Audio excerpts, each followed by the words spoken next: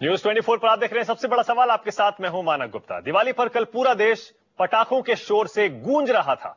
ऐसे में एक सियासी बम भी छोड़ा गया, लेकिन उसकी गूंज आज सुनाई दी है जब दिवाली के पटाखे शांत हो गए। जी हां, आरएसएस के बड़े नेता एस गुरुमूर्ति, जो कि एक चार्टर्ड अकाउंटेंट भी हैं, जिनकी क्लीन चिट के आधार पर ही बीजेपी ने अपने अध्यक्ष नितिन गडकरी को क्लीन चिट दी थी, कल वो अचानक अपने बयान से पलट गए। ट्विटर पर उन्होंने ट्वीट किया कि मैंने गडकरी को कोई क्लीन चिट नहीं दी है। बस दिवाली का शोर शांत हुआ। आज इस मुद्दे पर हंगामा हो गया बीजेपी और कांग्रेस दोनों में। क्या वाकई गडकरी का मुद्दा बीजेपी में थमने का, मरने का नाम ही नहीं ले रहा है? क्या गडकरी के खिलाफ इस पूरे के पूरे अभियान को, इस आग को कोई हवा दे रहा है? इन सब मुद्दों पर बातचीत करेंगे। हमारे साथ बीजेपी की तरफ से दिल्ली बीजेपी के प्रवक्ता डॉक्टर संबित पात्रा रहेंगे, कांग्रेस से सांसद महाबल मिश्रा और वरिष्ठ पत्रकार उर्मिलेश जी। आप सबका स्वागत है। बहस की शुरुआत करें उससे पहले आपको सुनवा देते हैं कैसे आज इस सियासी बम की गूंज दिल्ली में सुनाई दी है। सुनिए। हमारे राष्ट्रीय अध्यक्ष नितिन गडकरी की। देखिए मानक जी, एक हाथ में आपका ट्वीट, तथाकथित ट्वीट भी है, तो दूसरे हाथ में अभी आपने दिखाया कि आपके पास वो आज की चिट्ठी भी है, जिस चिट्ठी में उन्होंने कहा है कि मैं क्लीन चिट के साथ खड़ा हूं। गुरुमूर्ति जी ने कहा है। तो ट्वीट क्या है फिर ये?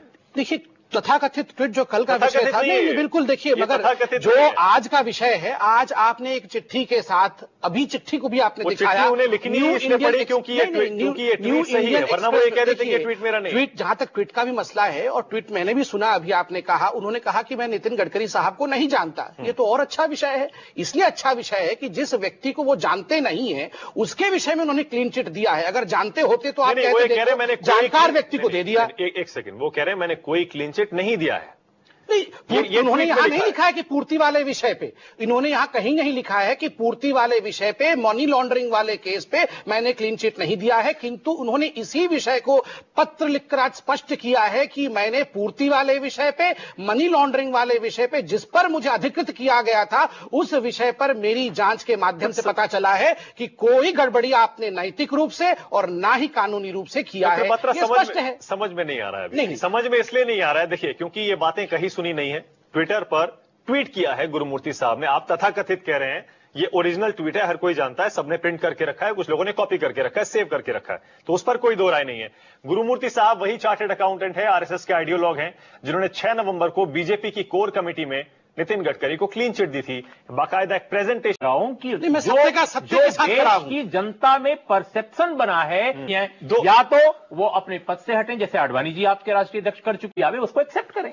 मैं 3 विषय का उत्तर दे दूं। पहला तो आपने कहा कि गुरुमूर्ति कौन है और उनका क्या हक बनता है, नितिन जी का क्लीन चिट देने का क्या हक बनता है। मैं कह दूं, ये हमारे पार्टी का लोकतांत्रिक विषय है, और मैं तो कहूंगा कितना विराट लोकतंत्र है हिंदुस्तान में, इस पार्टी का इंटरनल मैटर है। इंटरनल मैटर ही नहीं, इसमें देखिए, पार्टी ने अपने ही अध्यक्ष को कटघरे में खड़ा किया और जांच भी कराई और उसमें क्लीन चिट दिया है। ऐसा नहीं है कि उनके ऊपर कोई सवालिया निशान नहीं लगा और पार्टी ने कोई जांच नहीं कराई। पार्टी ने बाकायदा जांच कराया और जांच के माध्यम से मालूम पड़ा कि किसी प्रकार का गड़बड़ी उन्होंने नहीं किया है। ये तो वही जांच करता है जो कह रहे हैं कि मैंने कोई क्लीन चिट नहीं दी है। नहीं, उन्होंने वो खुद ही चिट्ठी में लिखा है। नहीं, बिल्कुल नहीं, आज चिट्ठी में लिखा है मैंने क्लीन चिट दी है और मैं उसके साथ खड़ा हूं। आपने ऐसा लिखा है। आपने कांग्रेस को मौका दे दिया है गडकरी साहब का बचाव करके आप पर हमला करने का। महाबल मिश्रा जी, आपके पास आ रहा हूं। आप काफी देर से सुन रहे होंगे कि बीजेपी के नेता पिछले कई दिनों से, जब से गडकरी जी का मसला सामने आया है, लगातार बचाव की मुद्रा में है और कांग्रेस आक्रामक हो गई है। जो खेल पहले कांग्रेस के खेमे में चल रहा था, अब बिल्कुल उल्टा हो गया, ऐसा लगता है।